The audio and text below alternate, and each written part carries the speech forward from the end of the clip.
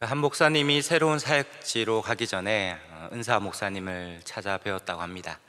그 은사 목사님이 여러 권면과 위로의 말씀 중에 자기에게 가장 힘이 되었다라는 그 성경 구절 하나를 우리 제자 목사에게 주었다고 하는데요, 그것이 바로 오늘 읽었던 예레미야 29장 11절 말씀입니다. 여호와의 말씀이니라. 너희를 향한 나의 생각을 내가 아나니 평안이요 재앙이 아니니라. 너에게 미래와 희망을 주는 것이니라. 이 새로운 시작을 앞두고 있는 이 제자 목사에게 또 앞으로 좋은 일도 있고 또 힘든 일도 있을 것이고 어려운 순간들도 있을 거지만, 그러나 하나님이 우리를 향한 생각, 그것은 평안이요 재앙이 아니라는 사실, 또 미래의 희망을 준다는 이 말씀을 꼭 주고 싶었던 것 같습니다. 그리고 그 목사님이 이 말씀을 가지고 평생에 자기의 가장 힘이 되는 말씀으로 또 힘과 위로를 얻었다라는 이야기를 읽은 적이 있습니다. 오늘 저와 여러분에게도 이 말씀이 우리에게 소망이요 위로요 힘이 되기를 주의 이름으로 축원합니다. 아멘.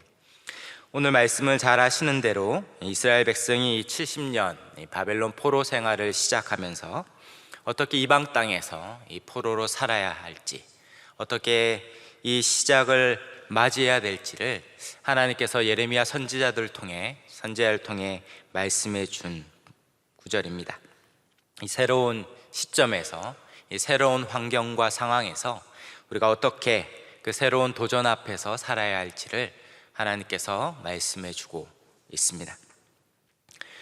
오늘 저와 여러분도 이 새로운 시작을 앞두고 또 새로운 한 달이 시작되었고 또 새로운 하반기와 또 인생의 중요한 기로에 있는 분들도 있을 것입니다. 앞으로 다가오는 위기와 어려움이 아무래도 있을 것이고 또 새로운 도전들도 있을 것입니다. 또 혹 이 이스라엘 이 백성들처럼 때론 이방 땅에 버려진 것 같은, 또 하나님이 부재한 것 같은 이런 순간에 그 과정을 통과하는 분들도 있을 것입니다. 이때 하나님께서 저와 여러분에게 또 이스라엘 백성에게 이 말씀을 통하여 새로운 소망을 주시고 또 힘을 주셨던 것처럼 또 저와 여러분에게도 동일한 은혜가 있기를 바랍니다. 오늘 세 가지로 살펴보려고 하는데요, 먼저는 이 약속의 전반부인 11절 오늘 앞부분입니다.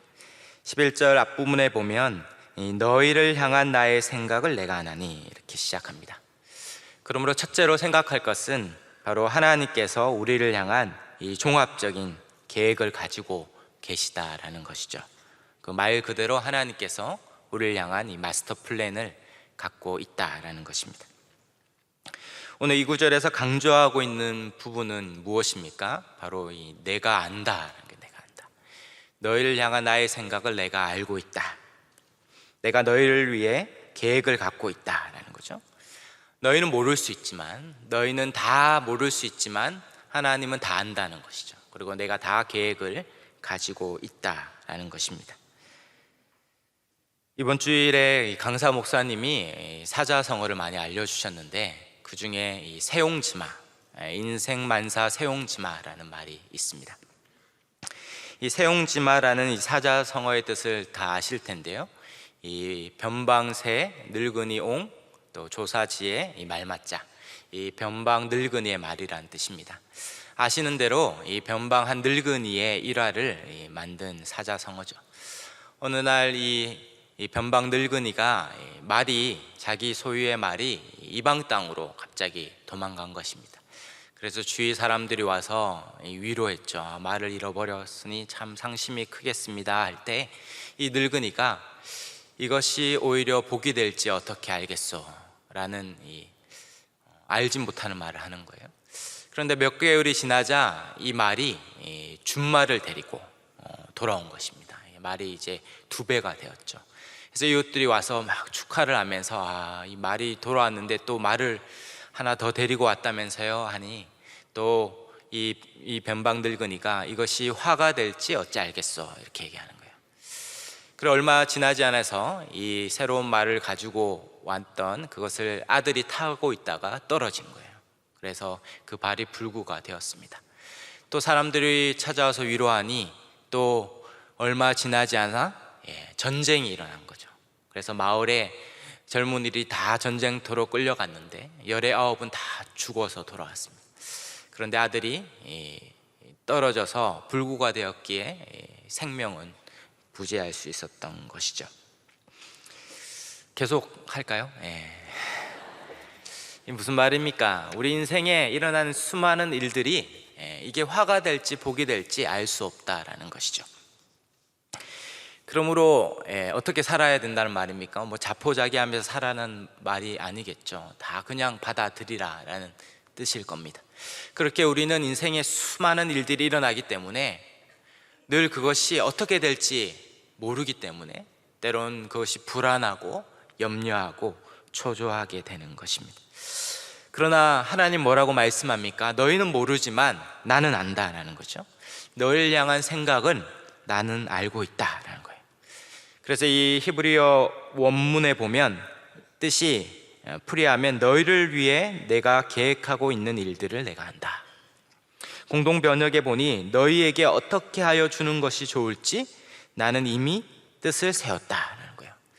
바로 하나님께서 우리에게 무엇이 좋을지에 대한 계획을 이미 알고 있다라는 것입니다. 바로 하나님께서 우리를 향한 영원하고도 확실한 계획을 가지고 있습니다. 우리는 모르지만 하나님께서 계획을 가지고 계신 것이죠. 이사야서 55장 8절 9절에 이는 내 생각이 너희 생각과 다르며 내 길은 너희의 길과 다름이니라. 여호와의 말씀이니라. 이는 하늘이 땅보다 높음 같이 내 길은 너희의 길보다 높으며 내 생각은 너희의 생각보다 높음이니라. 시편 77편 19절에도 주의 길이 바다에 있었고 주의 고든 길이 큰 물에 있었으나 주의 발자취를 알 수 없었나이다. 뭐라고 말씀합니까? 하나님께서 다 계획이 있고 길이 있다는 거죠. 우리는 몰라요. 그러나 바다에도 길이 있다고 그러지 않습니까? 우리는 보면 모르죠. 그러나 하늘에도 길이 있습니다. 그래서 수만의 배와 이 비행기들이 부딪히지 않고 그렇게 다닐 수 있는 것은 길이 있기 때문에 그렇습니다. 우리는 모르죠. 우리가 비행기 탈 때 어떻습니까? 우리가 비행기를 타고 이제 피서도 가고 선교도 갔는데요. 비행기 탈 때 꼭 우리의 항해길, 이 하늘길을 다 알기 때문에 마음이 평안하고 또 정말 아무 염려 근심 없이 비행기 타는 거 아니지 않습니까? 우리가 그 항해길을 몰라요. 이 비행기가 도대체 어디를 거쳐서 목적지에 갈지 전혀 모르죠. 그러나 왜 우리는 안전하고 안심하고 평안한 것입니까? 기장을 신뢰하기 때문이죠. 수십만 킬로를 운행한 이 기장이 잘 운행해서 목적지까지 갈 거라는 그 사실. 모든 길을 모르지만 우리는 그 기장과 이 비행기를 신뢰하기 때문에 유유자적하면서 비행기를 타는 것입니다. 우리가 우리 인생의 모든 되어지는 일을 다 알기 때문에 평안한 것이 아니죠. 꼭 내일에 무슨 일이 일어날지 알아야만 우리가 안정감을 누리는 것이 아닙니다. 바로 우리를 인도하신 하나님을 신뢰할 때 우리는 평안할 줄 믿습니다. 하나님이 아시는 거예요. 우리를 향한 하나님의 계획, 우리 인생을 인도하신 하나님을 신뢰할 만한 분이기 때문에 만유의 주 만왕의 왕 되신 그분께서 이 세상을 창조하시고 우리를 지으시고 모든 인생들을 지으시고 인도하시고 돌보신다는 이 사실, 그리고 나를 눈동자와 같이 지켜 보호하시고 인도하신다는 이 사실, 우리가 이것을 믿고 신뢰할 때 우리는 안정감을 누리고 살아갈 수 있습니다. 하나님이 저와 여러분의 종합적인 계획이 있으십니다. 하나님이 여러분을 향한 놀라운 계획이 있습니다. 절대 그 어떠한 일들이 우리를 해치지 않을 것입니다. 어떠한 순간에도 우리는 망하지 않을 것입니다. 우리의 눈으로 보기에 화요, 불행처럼 보이는 일도 하나님이 계획 가운데 있다면 이것이 반드시 복이요, 우리에게 하나님이 주시는 은혜의 통로가 될 줄 믿습니다. 하나님의 이 놀라운 계획을 신뢰하며 믿음으로 살아가는 저와 여러분이 다 되시기를 주의 이름으로 축원합니다. 아멘. 첫째로 하나님이 다 우리를 향한 종합적인 계획이 있다라고 했다면, 둘째로는 그 하나님의 이 모든 계획은 다 선하다라는 사실을 믿어야 합니다. 오늘 이어서 나오는 말씀이 무엇입니까? 너희를 향한 나의 생각을 내가 아나니 그 다음에 뭐라고 얘기합니까? 평안이요 재앙이 아니니라 말씀하고 있습니다. 하나님이 우리를 향한 생각은 재앙이 아니라 평안이다. 바로 하나님께서 우리를 향한 모든 계획은 다 선하다라고 말하고 있습니다. 여기서 평안이다라는 말은 우리가 잘 아는 이 샬롬이다라는 뜻이죠. 이 샬롬은 이 평안, 평화, 복지, 안녕, 온전함 이런 뜻을 가지고 있습니다. 그러면 하나님이 우리를 향한 생각은 뭐라는 것입니까? 바로 우리의 복지와 안녕을 위한 것이다 라는 거죠. 우리 인생의 복지와 안녕을 누가 책임지는 것입니까? 국민연금공단이나 우리 4대 보험이나 여러 가지 사회복지 시스템이 우리의 안녕과 복지를 책임지는 게 아닙니다. 우리의 통장의 잔고와 우리가 준비한 몇 가지 일들이 우리의 안녕과 복지가 되는 것이 아니라 여호와 하나님께서 우리의 안녕과 복지가 되는 줄 믿습니다. 하나님이 우리의 평안의 근원이 되시는 것입니다. 여기서 우리가 생각할 것은 하나님이 우리를 향한 생각이 평안이요 재앙이 아니라고 해서 우리가 눈에 보기에 불행처럼 보이는 일이 없다거나 우리 인생에 어려운 일이 닥치지 않는다라는 이야기가 아닙니다.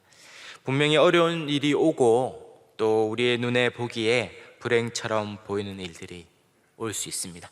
그러나 무슨 말입니까? 아무리 사방이 적군으로 에워싸도 잃어버리지 않는 이 안정감, 우리 눈에 보이기에는 불행이요 화처럼 보이지만 그것에서 절대 빼앗기지 않는 평안이 있을 수 있다라고 성경은 약속하고 있습니다. 시편 131편 2절에 보면 실로 내가 내 영혼으로 고요하고 평온하게 하기를 젖된 아이가 그의 어머니 품에 있는 것 같게 하였나니 내 영혼이 젖된 아이와 같도다 라고 말하고 있습니다. 이 평안 이렇게 생각할 때 저는 이 젖된 아이의 평온함, 그 어미의 품 안에서 정말 충만하게 그 젖을 다 먹고 그 어미 안에서 안정감과 평안을 누리는 아이처럼 우리가 하나님 품 안에서 그런 평안을 누릴 수 있습니다.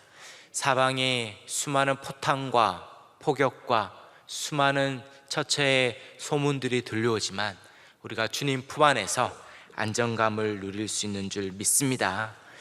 그러므로 사랑하는 성도 여러분, 하나님이 저와 여러분을 향한 생각은 평안이요 재앙이 아닙니다.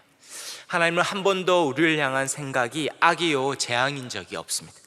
하나님은 단 한 번도 우리를 향해 악한 생각으로, 우리를 향해 재앙의 생각으로 우리를 대하시거나 우리를 향하여 바라보신 적이 없으신 거죠.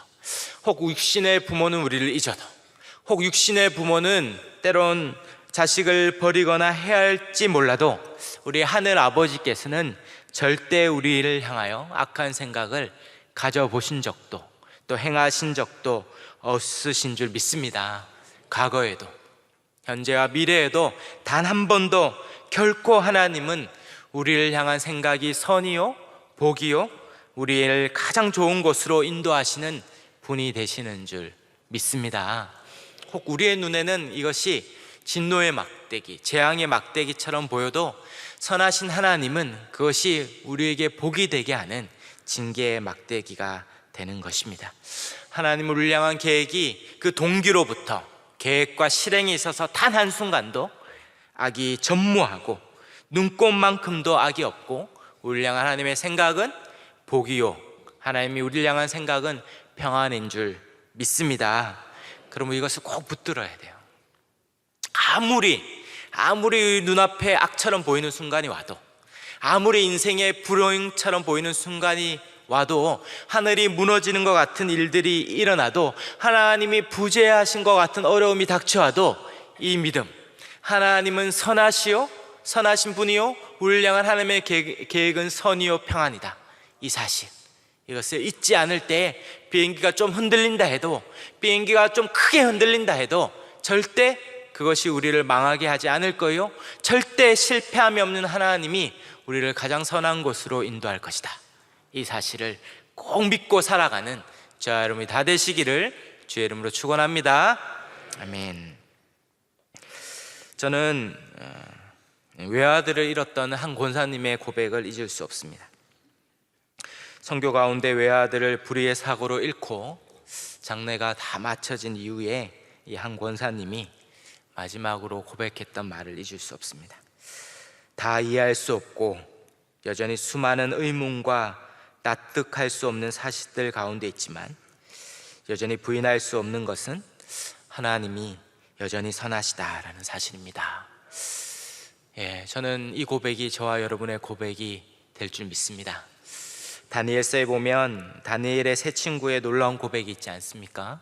다니엘서 3장 17절 18절에 왕이여 우리가 섬기는 하나님이 계시다면 우리를 맹렬히 타는 풀무불 가운데에서도 능히 건져내시겠고 왕의 손에서도 건져내시리이다. 그렇게 하지 아니하실지라도 왕이여 우리가 왕들의 신들을 섬기지 아니하고 왕이 세우신 금신상에 절하지도 아니할 줄을 아옵소서. 그리 아니하실지라도 하나님은 선하시오 하나님은 우리를 선대하시고 우리에게 베푸시는 것은 재앙이 아니요 평안이라 고백하게 되는 줄 믿습니다. 사실 우리의 삶을 한번 돌아볼까요? 우리의 지나온 삶을 돌아볼 때 어렵고 힘든 순간들이 왜 없었겠습니까? 그러나 그것이 지금의 시점에서 보니 어떻습니까?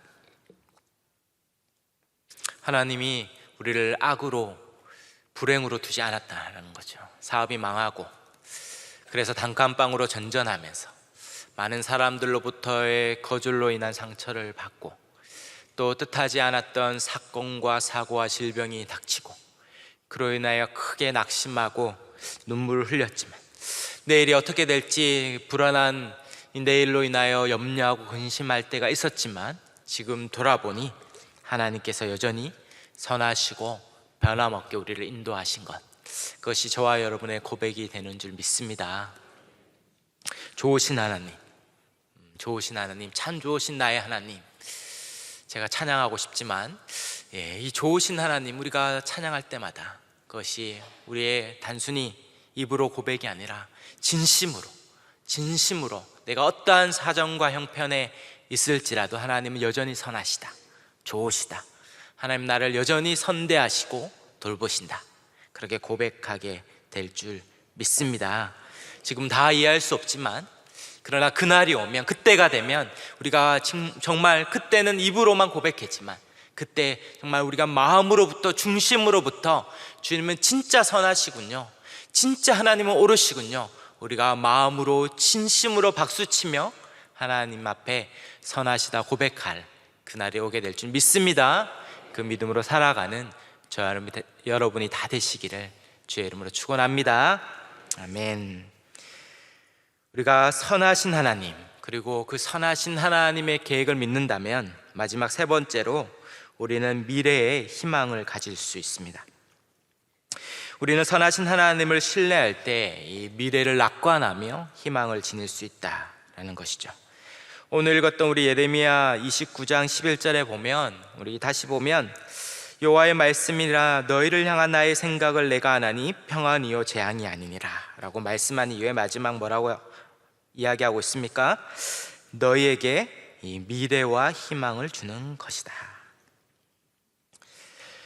하나님이 우리에 대한 이 선한 하나님의 계획을 믿는다면 기본적으로 우리는 미래에 이 희망과 낙관을 할 수 있습니다. 그러므로 신자는, 이것을 믿는 신자는 기본적으로 이 낙관적이고 긍정적이어야 합니다. 그리스도인인데 매사에 부정적이고 매사에 비관적이라면 그것은 신자답지 않은 것이죠. 아무리 상황이 어렵고 힘들어도 하나님의 놀라운 계획이 있고 선하신 하나님이 있다면 우리는 어떠한 순간에도 우리는 낙관이요 우리의 미래의 소망을 잃지 말아야 합니다. 망해도 천국이고 안 돼도 천국이고 우리 아무리 다 이뤄도 우리의 마지막 그곳이 우리의 천성이라면 우리는 기본적으로 내일에 대한 소망과 믿음을 가지고 살아야 합니다. 주어질 미래, 우리에게 약속된 미래가 있다면 우리는 그 위대한 미래를 향해 소망 가운데 살 수 있는 것입니다. 물론 어려운 일이 있고 또 순간적으로 너무 어렵고 힘들기 때문에 낙심할 수 있고 또 때론 염려할 수 있습니다. 순간적으로 이게 어려움이 오면 이렇게 마음으로 힘든 것이죠. 그러나 베드로전서 1장 6절에 뭐라고 얘기합니까? 그러므로 너희가 이제 여러 가지 시험으로 말미암아 잠깐 근심하게 되지 않을 수 없으나 오히려 크게 기뻐하는도다. 여기서 뭐라고 얘기합니까? 잠깐 근심할 수 있죠. 여러분이 아쿠아리움, 수족관 같은 데 가면 큰 상어가 이렇게 나에게 달려오잖아요. 그러면 잠깐 근심할 수 있죠. 그러나 순간 유리문이 있구나 이게 알고 크게 기뻐할 수 있습니다. 그리고 막 놀리죠. 애들이 막 놀려요. 우리 인생에 순간적으로 어려움이 오면 잠깐 근심할 수 있죠. 그러나 그것이 계속된 근심이라면 잊지 말아야 하는 것이죠. 하나님이 선하시오, 그분이 우리를 향한 놀라운 계획이 있습니다. 그러므로 오히려 뭐라고 얘기합니까? 베드로 사도는 크게 기뻐할 것이다. 크게 기뻐할 것이다. 우리가 천국에 도착했을 때 어떤 목사님이 이렇게 얘기하더라고요. 처음 5분 동안은 정말 놀라게 될 거라는 거죠. 왜냐하면 지나온 우리 인생들이 퍼즐처럼 다 맞춰지면서 그때 막 울며 불며 그렇게 애통하며 힘들어하고 걱정하고 근심하며 그렇게 괴로워서 밤잠 이루지 못했던 그 일들이 너무 무익한 것이었다는 것을 깨닫고, 그리고 그때는 알지 못했는데 수만 가지 일들이 다 퍼즐처럼 맞춰지면서 하나님이 얼마나 신실하게 내 삶을 인도하신가, 그것을 바라보면서 놀라고 탄성을 짓게 될 거라는 것이죠. 정말 하나님이 나를 향한 이 계획을 볼 수만 있다면 우리는 그 하나님을 신뢰하고 그 안에서 평안과 안정감을 누릴 수 있습니다. 그러므로 베드로 사도는 뭐라고 이야기합니까? 불시험 가운데서도 기뻐할 수 있다. 베드로전서 4장 12절 13절에 사랑하는 자들아, 너희를 연단하려고 오는 불시험을 이상한 일 당하는 것 같이 이상히 여기지 말고 오히려 너희가 그리스도의 고난에 참여하는 것으로 즐거워하라. 이는 그의 영광을 나타내실 때에 너희로 즐거워하고 기뻐하게 하려 함이라. 아멘. 그의 영광을 나타내실 때, 그때 우리가 크게 기뻐하게 될 것이다 약속하고 있습니다. 사랑하는 여러분, 그러므로 크신 하나님의 계획, 선하신 하나님의 계획, 그리고 우리를 향한 하나님의 놀라운 계획을 신뢰함으로 그 안에서 평안과 안정감을 누리고 내일에 대한 소망을 가지고 용기를 가지고 살아가는 저와 여러분이 되시기를 바랍니다. 어려울 수 있습니다. 그러나 다시 일어날 이유가 있습니다. 낙심하지 않을 이유가 있습니다. 다시 시작할 이유가 있죠. 바로 하나님이 지금 우리와 함께 하시고 그분이 우리를 일으켜 세워주시기에 7번 넘어져도 넘어질 수 있어요. 그러나 다시 일어나 그 길을 걸어가는 이유가 우리에게 있는 줄 믿습니다. 그렇게 하나님의 인생을 믿고 신뢰하며 살아가는 저와 여러분이 다 되시기를 축원합니다. 아멘. 지금까지 우리를 향한 하나님의 계획이 있고 또 선하신 하나님의 계획이 있기에 우리는 그 미래에 대한 희망과 소망을 가질 수 있다라고 했습니다. 그런데 오늘 이 말씀을 들어도 혹 우리 안에 별 감흥이 없거나 또 해야지라는 용기가 생기지 않거나 감동이 없거나 이 말씀 우리의 삶의 능력이 혹 되지 않는다면 그것은 한 가지가 충족되지 않았기 때문입니다. 이 약속의 말씀, 이 약속이지 않습니까? 이 약속의 말씀이 우리에게 능력이 되지 않는 이유는 우리가 한 가지를 하지 않았기 때문이죠. 이 한 가지가 충족될 때 이것이 능력이 됩니다. 그것이 바로 오늘 읽었던 말씀 바로 뒤에 바로 예레미야 29장 12절 13절인데요 우리 한번 이 12절 13절 말씀 한번 같이 읽어볼까요? 같이 읽겠습니다. 시작. 너희가 내게 부르짖으며 내게 와서 기도하면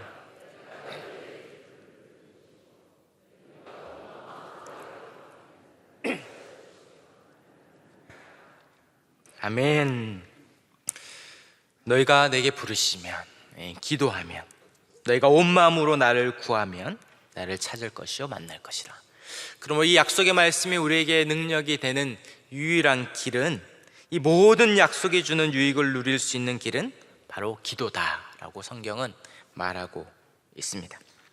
기도는 뭡니까? 기도는 그 하나님의 말씀에 우리를 맞추는 것입니다. 배가 이 항구에 정박할 때 어떻게 합니까? 배에서 이제 항구에 정박할 때 배에서 이 갈고리를 던지죠. 그래서 당기는 것이죠. 사랑하는 여러분이 이 배에서 갈고리를 던져 배를 정박할 때 이 줄을 당기면 어떻습니까? 이 육지가 배로 가까이 오는 것입니까? 배가 육지로 가까이 가는 것입니까? 너무 잘 아시네요. 줄을 던지면, 줄을 당기면 실제로 육지가 가까이 오는 것처럼 보이지만 배가 가까이 가는 것입니다. 기도는 뭡니까? 기도는 하나님께 기도의 줄을 던지는 것이죠. 그리고 그것을 당기는 것입니다. 그를 당길 때 어떻습니까? 기도의 줄을 당길 때 실상 하나님을 내 편으로 끌어당기는 것이 아니라 우리가 하나님 편으로 가는 것이죠. 우리가 하나님께로 가까이 가는 것입니다. 바로 기도는 우리가 하나님께로, 우리의 뜻대로 하나님을 맞추는 것이 아니라 하나님의 뜻에 우리를 맞춰가는 것이 기도인 것이죠. 팀 켈러 목사님은 기도를 이렇게 말씀합니다. 기도란 내가 나에게 말하도록 내버려 두지 말고 하나님이 나에게 말씀하시도록 자신을 내어드리는 것이다. 기도는 내가 나에게 말하도록 내버려 두지 않는 거죠. 무슨 말입니까? 상황이 어렵고 문제가 생겼어요. 그러면 스스로 자꾸 말하는 거예요. 왜 이런 일이 나에게 일어났어? 내가 그때 그거 안 했어야 되는데, 그때 그것만 안 했으면 이제 안 되겠다, 끝장났다, 방법이 없다. 그렇게 스스로 자신에게 말하기 시작하는 거예요. 자신을 향하여 후회하고 원망하고 절망하고 낙심하며 스스로 자기에게 자꾸 말을 하는 거예요. 근데 기도는 뭡니까? 기도는 자신에게 말하도록 내버려두지 않고 하나님이 나에게 말씀하도록 내어주는 것입니다. 무슨 말입니까? 하나님의 말씀이 나에게 말하기 시작하는 거죠. 너희를 향한 나의 생각을 내가 안다. 하나님 우리에게 말씀하는 겁니다. 너를 향한 하나님의 계획이 있어. 하나님 우리에게 계속 말하는 거죠. 나는 너희를 향한 선한 계획이 있어. 나는 선하다. 나는 너를 안전하게 지킬 것이다. 어떠한 상황과 환경에도 너를 내버려 두지 않을 것이다. 너를 보호하고 인도할 것이다. 너의 미래는 희망이요 소망일 것이다. 하나님께서 반드시 전화위복의 은혜를 베푸실 것이다.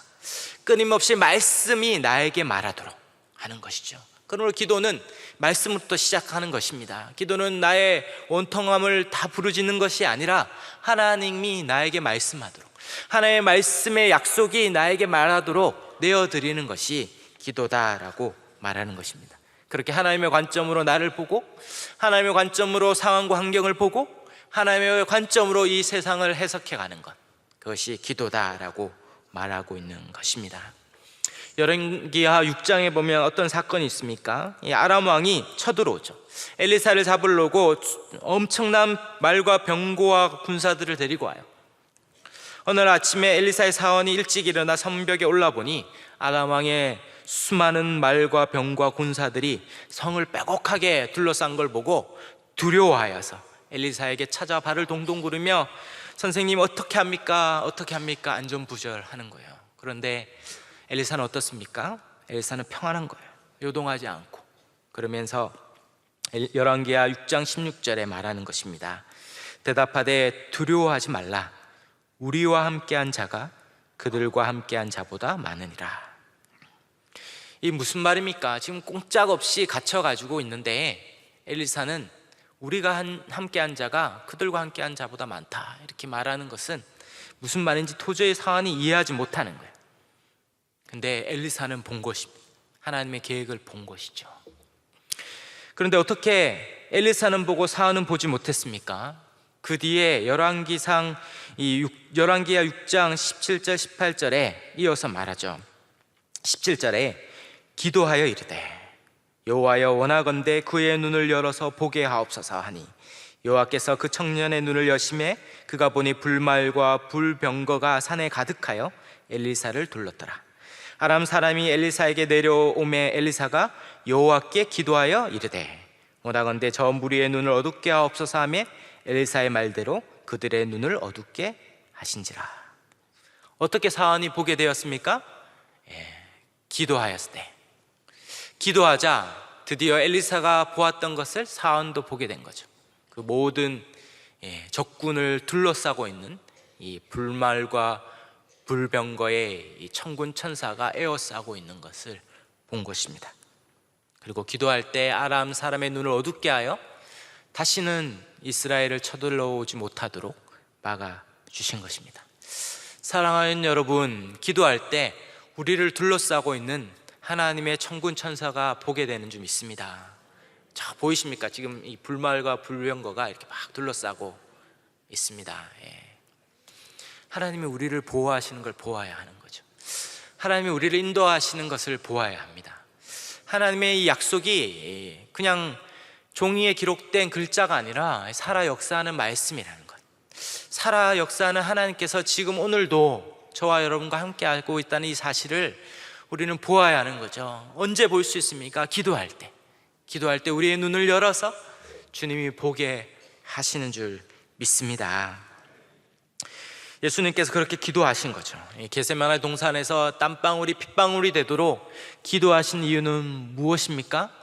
그것은 이 진노의 잔, 이 죽음의 잔을 옮겨달라고 기도했지만 실상 그가 기도하신 것은 하나님의 이 계획, 선하신 하나님을 신뢰하게 되려고 기도한 것이죠.